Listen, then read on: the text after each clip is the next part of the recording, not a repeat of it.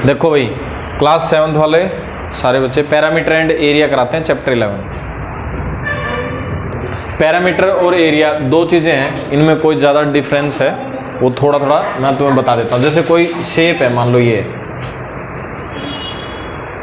क्या हो गया, स्क्वायर, ठीक है। मान लो ये स्क्वायर है, थोड़ा टेढ़ा मेढ़ा है पर मान लो इसको स्क्वायर है, ठीक है। इसका दो तरीके से हम निकाल सकते हैं, एक तो पेरीमीटर निकाल सकते हैं और एक एरिया, ठीक है।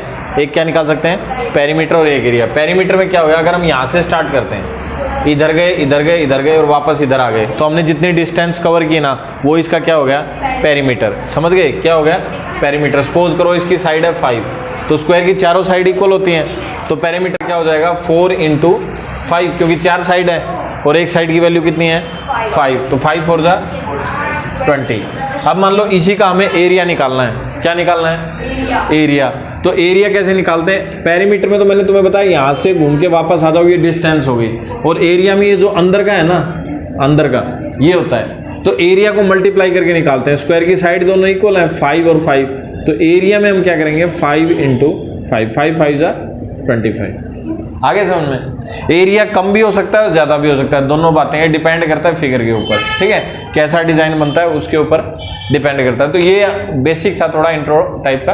अब हम चैप्टर के क्वेश्चंस करते हैं तो तुम्हें अच्छे से समझ में आ जाएगा। तो पहला एग्जांपल जो दिया हुआ है तुम्हारा, a door from of dimension, मान लो इस तरह का दिया हुआ है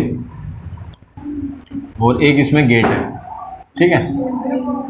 ये कोई सामने की दीवार और इसमें गेट मान लो। A door frame of dimensions 3 metre और 2 मीटर, ये मान लो 3 और 2 मीटर का है, ठीक है। और साथ में बोल रहा है fixed on the wall of dimensions 10×10, और जो ये दीवार है ना ये 10 मीटर और 10 मीटर की है, 10×10 की। Find the total labour charge for painting the wall if the labour charge for painting 1 metre square equal to 2.50 rupees. इतना अगर खर्चा आ रहा है, ठीक है। अब देखो 1 मीटर स्क्वायर का इतना खर्चा आ रहा है, तो टोटल इसका पूरा खर्चा निकालना है इस दीवार का। समझ गए क्वेश्चन, समझ में आया। ये जो तुम्हारे को पूरा एक दीवार दी हुई है, ये दीवार मान लो, और इसके अंदर एक ही गेट है, ठीक है। इस गेट को छोड़ के इस दीवार पे क्या कर रहा है, पेंट करवा रहा है, और पेंट का 1 मीटर स्क्वायर का खर्चा है 2.5 रुपये, 2.50।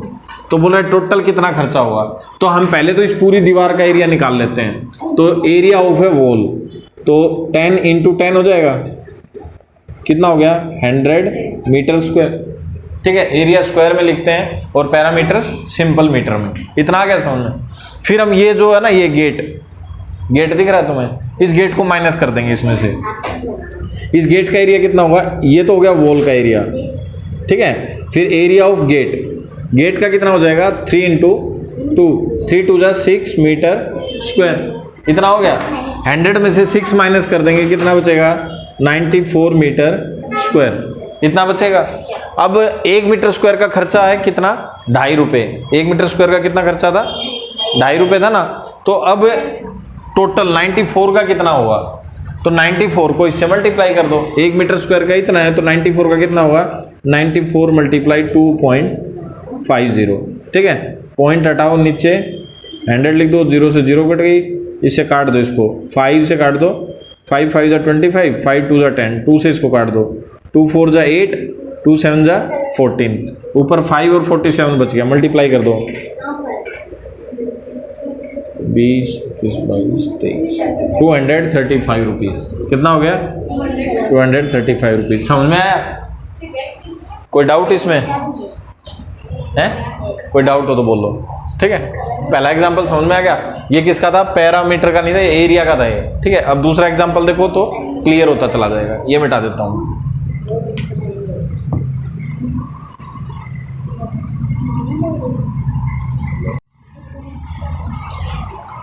दूसरे एग्जांपल में बोल रहा था area of a rectangular sheet is 500 centimetre square. ये कोई रेक्टेंगुलर शीट है, रेक्टेंगल पता है ना, और इसका एरिया कितना दिया हुआ है 500 metre square. The area of a rectangular sheet is 500 centimetre में दिया हुआ है, तो हम सेंटीमीटर कर देंगे, centimetre square. If the length of the sheet is 25 centimetre, ये लेंथ है, ये हमें दे दी 25 सेंटीमीटर। और बोल रहा है what is the width, width निकालनी है यानी ब्रेथ निकालनी है हमें, ठीक है। Also find the parameter of the rectangular sheet, और इसका पैरामीटर भी निकालना है। अब हमें दो चीज निकालनी है, एक तो विड्थ निकालनी है, ठीक है, और एक पेरीमीटर। तो देखो टोटल एरिया दिया हुआ है हमें और लेंथ दी हुई है 25 सेंटीमीटर। क्या दी हुई है? 25 सेंटीमीटर। एरिया का फॉर्मूला क्या होता है रेक्टेंगल का? Length into breadth. Area of rectangle यही होता है, ठीक है। तो एरिया की वैल्यू कितनी दी हुई है हमें? 500। लेंथ कितनी दी हुई है? 25, और ब्रेथ हमें निकालनी है। 25 को इधर ले आओ, 25 से काटेंगे तो 2 से 20, तो ब्रेथ कितनी आ गई? 20 सेंटीमीटर। कितनी आ गई? तो पहले वाला आंसर आ गया हमारा।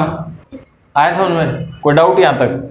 फिर इसके बाद क्या बोल रहा है? देखो लेंथ आ गई, ब्रेथ आ गई, अब बोल रहा है पेरीमीटर और निकालो। पेरीमीटर का फॉर्मूला क्या होता है? देखो 2 बार लेंथ है L प्लस L, एक लेंथ ये एक लेंथ है, और 2 बार ब्रेथ, तो 2L लिख दूं मैं, और ब्रेथ को भी 2B लिख दूं, और 2 कॉमन ले लिया तो मैंने लेंथ प्लस ब्रेथ बन गया। ये फॉर्मूला होता है रेक्टेंगल का पैरामीटर का, ठीक है। अब लेंथ और ब्रेथ दोनों हमारे पास है, तो इस फॉर्मूले में वैल्यू रख देता हूं। लेंथ कितनी है हमारी? 25, ब्रेथ कितनी है? 20। 25 और 20 को ऐड करेंगे तो कितना बनेगा? 45, मल्टीप्लाई 2 से करेंगे, 45 2 जा 90 सेंटीमीटर। देखो यहाँ पे जो ब्रेथ आई थी हमारी 20 सेंटीमीटर थी, ये पैरामीटर है, ये भी सेंटीमीटर में आएगा, लेकिन जो एरिया था ना वो सेंटीमीटर स्क्वायर में था। तो यूनिट्स अगर गलत कर दी तो मार्क्स कट जाएगा, ठीक है। तो यूनिट गलत नहीं करनी है, एरिया के साथ सेंटीमीटर के साथ स्क्वायर लगाना है, और इसमें सेंटीमीटर डायरेक्ट लिख देना है। आगे समझ में? सेकंड क्वेश्चन कोई डाउट? 45 ये वाला इन दोनों को प्लस किया ना, ये लेंथ है ये ब्रेथ है। लेंथ कितनी है? ब्रेथ हमने इधर निकाली थी 20, तो लेंथ और ब्रेथ दोनों लिख दी, तो 25 और 20 को प्लस करेंगे तो 45 आएगा, ठीक है, और 45 को 2 से मल्टीप्लाई कर देंगे तो 90 आएगा, ठीक है। कोई डाउट? मिटा दूं इसको?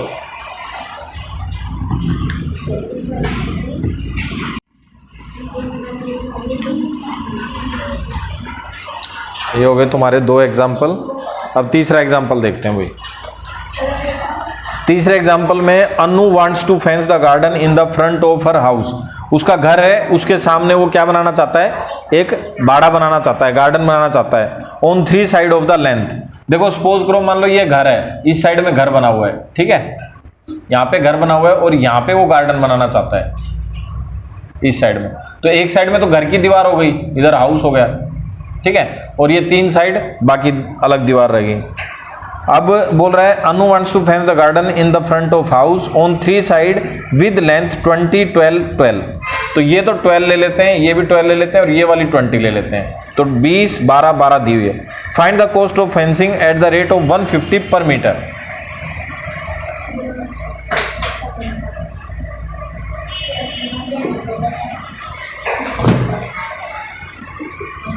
समझ गए? ये देखो घर है और घर के बाहर गार्डन बनाना चाहता है, ये गार्डन हो गया, और गार्डन पे वो क्या लगाना चाहता है? वायरिंग लगाना चाहता है, तार लगाना चाहता है। अब 12 मीटर और 20 मीटर, ठीक है, यहाँ पे मीटर लिखना है साथ में आपको। तो फेंसिंग बोल रहा है 150 रुपए पर मीटर के लग रहे हैं, यानी 1 मीटर के 150 रुपए ले रहे हैं तार के। जो तार खरीद के लाएगा ना बाजार से, वो 150 रुपए का 1 मीटर आएगा। तो अब हमें पहले क्या करना है? इसका पैरामीटर निकालना है, जितना तार चाहिए, यहाँ से यहाँ तक तार चाहिए ना, फेंसिंग करनी है तो इन तीनों को ऐड कर लेते हैं। तो 12 प्लस 20 प्लस 12, 12 प्लस 20 प्लस 12, 12 12 24 और 20 44, इतना ही हो गया ना। प्लस करेंगे तो इतना ही बनेगा ना, ठीक है। 44 आ गया। 44 क्या आ गया? मीटर। तो ये तो हो गया पैरामीटर। अब यहाँ पे लगानी है हमें वायर है 150 रुपीज़ पर मीटर के हिसाब से, तो इसको मल्टीप्लाई कर दो, 44 को 150 से मल्टीप्लाई कर दो, कॉस्ट आ जाएगी, कॉस्ट ऑफ फेंसिंग या वायर। समझ गए? तो करो, इतने रुपए आ जाएगी, ठीक है।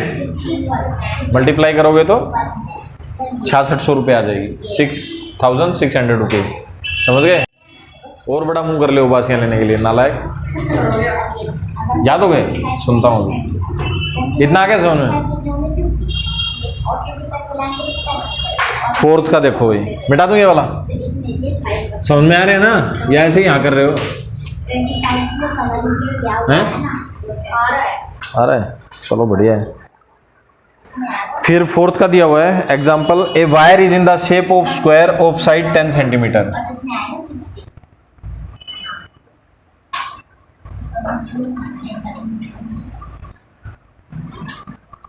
If the wire is rebent into rectangle of length 12 centimeter,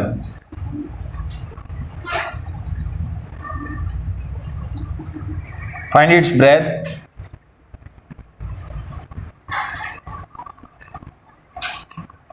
which enclose more area, the square or the rectangle। और साथ में हमें बताना है कि एरिया ज्यादा कौन सा एक्वायर करता है। अब देखो क्वेश्चन समझो एक बार, एक वायर दिया हुआ है हमें, एक तार दिया हुआ है जो स्क्वायर की शेप में है, ठीक है, किसकी शेप में है, स्क्वायर, और स्क्वायर की साइड कितनी है 10 सेंटीमीटर। इस वायर को सीधा कर दिया, सीधा करके और वापस से उसकी रेक्टेंगल बना ली ऐसी।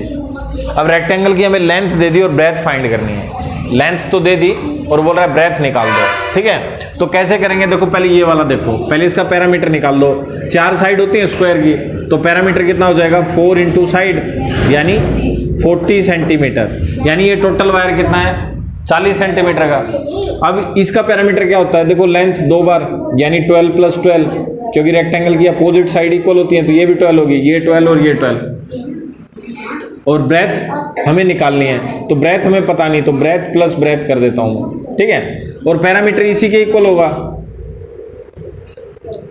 भाई, क्योंकि इसी तार को तो करके ना सीधा और ये बनाया है, तो इसके इक्वल होगा, तो मैंने 40 लिख दिया। अब इनको प्लस करो, 12 और 12 कितना हो गया 24, 24 को 40 में से माइनस कर दो। इधर ब्रेथ 2 बार है तो 2 टाइम कर दी, और 40 में से 24 माइनस करो, 10 में से 4 गए 6, इधर बचा 3, 3 में से 2 गया 1 इजिकल टू 2b, यही बनेगा ना।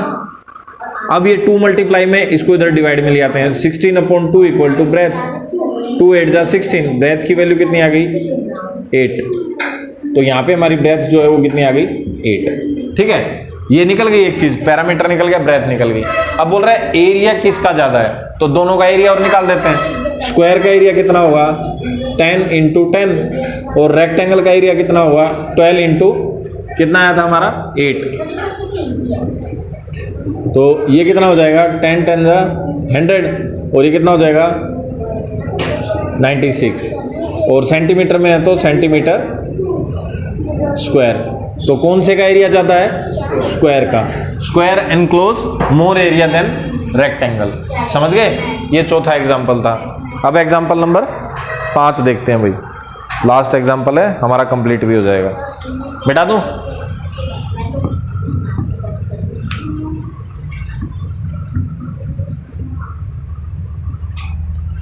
The area of a square and rectangle are equal. एक मान लो स्क्वायर दिया हुआ है और एक रेक्टेंगल दिया हुआ है, इनका एरिया दोनों का इक्वल है, इसका भी और इसका भी इक्वल है, ठीक है। The area of a square and rectangle are equal if the side of square is 40 centimetre. Square की साइड कितनी है 40 centimetre, and breadth of the rectangle is 25, और इसकी ब्रेथ जो है वो 25 सेंटीमीटर, ठीक है। Find the length of the rectangle, इसकी लेंथ फाइंड करनी है हमें, और क्या बोल रहा है also the parameter of the rectangle, और इसका रेक्टेंगल का पैरामीटर भी। तो हमें पहले लेंथ ही निकालनी पड़ेगी।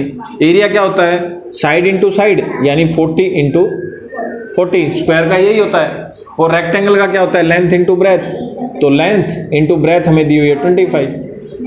आगे समझ में, अब मैं 25 को इधर ले आता हूँ तो लेंथ रह जाएगी उधर हमारी निकल जाएगी, तो 40 into 40 upon 25 equal to length. अब देखो इसको काट सकते हैं हम, 5 से काट दो, 5 5 जा 25, 5 8 जा 40, 5 से 5 कट गया यहाँ पे 8, और 8 8 जा 64। लेंथ कितनी आ गई 64। इतना आगे समझ में। आप पैरामीटर ऑफ रेक्टेंगल निकाल सकते हो ना, पैरामीटर क्या होता है 2 और L प्लस बी, L की जगह 64 और B की जगह 25।